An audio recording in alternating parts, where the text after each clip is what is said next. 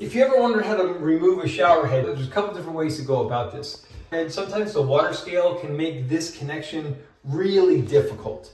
From this piece to this piece, this all comes together. So the first try is to get this off by turning it. You got an adjustable wrench. If you feel around this portion where your shower head attaches to the shower neck, there's usually flat sides. So that flat side and that flat side enables you to put a wrench on this.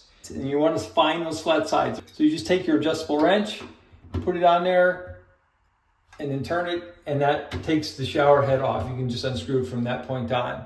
That doesn't always work, especially if you don't have the flat sides. You have to put something on there that's probably going to mar the finish. Hopefully you have flat sides on your shower head, and that's how you get it loose. Now, the other thing is, if you can't get it to come off here, you can spin this neck. And so you can see inside the wall, there's a threaded brass fitting, and that's already installed. And then this is a rubber, kind of like a gasket. And so we're going to just install that right like this. All you do is spin this clockwise, and it spins till it's rock solid.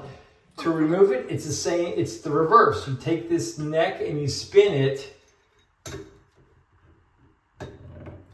like this.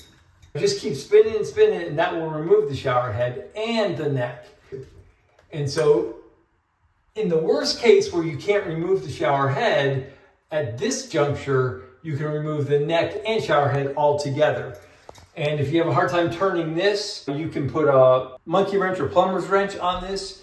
And the more force you put on it, the tighter the jaws hold. They will mar the finish, but replacing the neck shouldn't cost too much. But that's your two options: is to start here and see if you can get the head off the neck. And if not, just take the head and neck all off together by turning it counterclockwise. Hope this video helps. Thanks a lot for watching. Don't forget to subscribe, and we'll see you in the next video.